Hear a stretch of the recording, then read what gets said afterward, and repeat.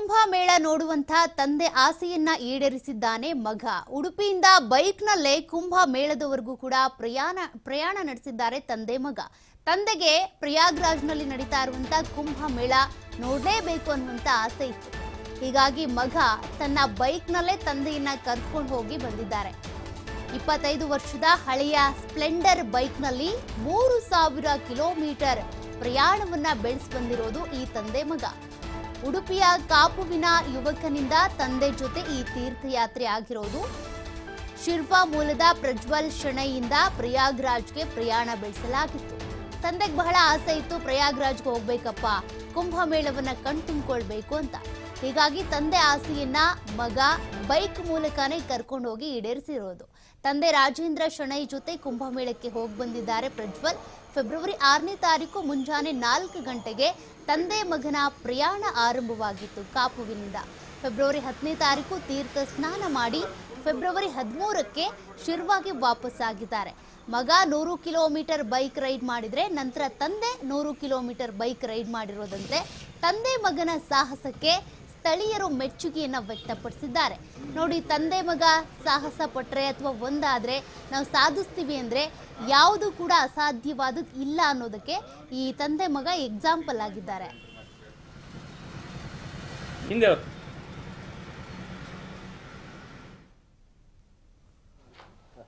ನಾವು ಶಿರ್ವಾದಿಂದ ಪ್ರಯಾಗ್ರಾಜ್ ಕುಂಭಮೇಳಕ್ಕೆ 1900 ಕಿಲೋಮೀಟರ್ ಬರೀ 4 ದಿವಸದಲ್ಲಿ ನಾವು ಪ್ರಯಾಣಿಸಿದ್ದೇವೆ.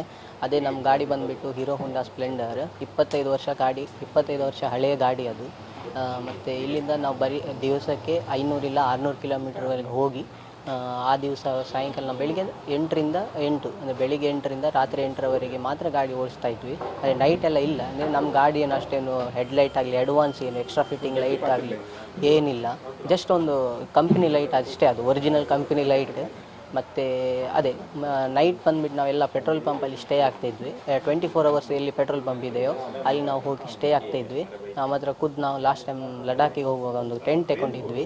ಅದೇ ನಾವು ಈ ಸರ್ತಿ ರೈಡಿಗೆ ಕೂಡ ಅದೇ ನಾವು ಯೂಸ್ ಮಾಡಿ ನಮಗೆ ಎಲ್ಲಿ ಒಂದು ಒಳ್ಳೆಯ ಜಾಗ ಸಿಗ್ತದೋ ಪೆಟ್ರೋಲ್ ಪಂಪಲ್ಲಿ ಒಳ್ಳೆಯ ಸೌಲಭ್ಯ ಇದ್ದದ್ದು ಅಲ್ಲಿ ಹೋಗಿ ನಾವು ಟೆಂಟ್ ಹಾಕಿ ಪ್ರತಿ 4 ದಿವಸ ಹೋಗುವಾಗ ಆ 4 ದಿವಸ ಕೂಡ ನಾವು ಅಲ್ಲಿ ಟೆಂಟ್ ಹಾಕಿ ಮತ್ತು 5ನೇ ದಿವಸ ನಾವು ಅಲ್ಲಿ ಅಲ್ಲಿ ಕೂಡ ಅದೇ ಟೆಂಟ್ ಹಾಕಿದ್ದು. ಅಂದರೆ ಅಲ್ಲಿ ಜನ ಸಾಗರ ಇರುವ ಕಾರಣ ನಮಗೆ ಎಲ್ಲಿ ಟೆಂಟ್ ಅದು ಎಲ್ಲಿ ಸಿಗ್ತದೆ, ಯಾವ ಅಖಾಡದಲ್ಲಿ ಅದು ಸೆಕ್ಷನಲ್ಲಿ ಸೆಕ್ಟರಲ್ಲಿ ಇದು ಟೆಂಟ್ ಇದೆಯೋ ಅದನ್ನು ನಮಗೆ ಅಷ್ಟು ತಿಳಿದು ಇದು ಮಾಡಲಿಕ್ಕೆ ಆಗ್ತಿರಲಿಲ್ಲ.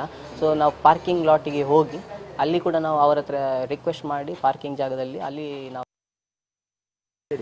ನಾವಿಲ್ಲಿಂದ ಬೆಳಿಗ್ಗೆ ನಮ್ಮ ಹೀರೋ ಹೋಂಡಾ ಹಳೆ ಸ್ಪ್ಲೆಂಡರ್ ಬೈಕ್ನಲ್ಲಿ ಹೊರಡಿದೆವು. ಇಲ್ಲಿಂದ ಯಲ್ಲಾಪುರ ರಸ್ತೆಯಾಗಿ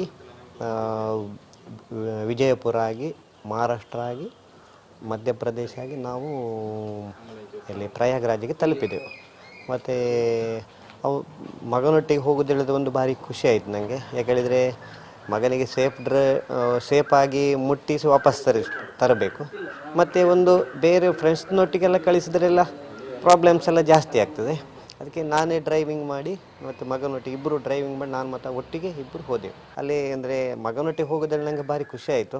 ಯಾಕೇಳಿದ್ರೆ ನಾನು ಮತ್ತು ಮಗ ಒಟ್ಟಿಗೆ ಹೋಗಿ ಅಲ್ಲಿ ಪುಣ್ಯ ಸ್ನಾನ ಮಾಡೋದು ಹೇಳಿದರೆ ಒಂದು ನಾವೇ ಒಂದು ಪುಣ್ಯವಂತರು. ಒಳ್ಳೆಯದಾಯಿತು. ಹೇಗೆ ಪ್ಲಾನ್ ಮಾಡಿದ್ದೆ? ಹೇಗೆ ನಾವು ಪ್ಲ್ಯಾನ್ ಮಾಡಿದಂತೆ ನಮಗೆ ಅಂದರೆ ಟ್ರೈನಲ್ಲೆಲ್ಲ ಟಿಕೆಟ್ ಸಿಗೋದಿಲ್ಲ ಹೇಳಿ ಗೊತ್ತಿದ್ದು, ನೋಡಿದ್ದೆವು. ಟ್ರೈನಲ್ಲೆಲ್ಲ ಟಿಕೆಟ್ ಸಿಗಲಿಲ್ಲ. ಮತ್ತು ಬೇರೆ ಯಾವುದಾದ್ರು ಅಂದರೆ ಬಸ್ನಲ್ಲಿ ಹೋಗೋದಂದ್ರೆ ನಮಗೆ ಬಸ್ನಲ್ಲಿ ಹೋಗ್ಲಿಕ್ಕೆ ಆಗ್ತಿರಲಿಲ್ಲ. ಬಸ್ ಅಂದರೆ ಟ್ರಾವೆಲಿಂಗ್ ಸ್ವಲ್ಪ ಬಸ್ನಲ್ಲಿ ಒಂದು ಪ್ರಾಬ್ಲಮ್ ಇತ್ತು.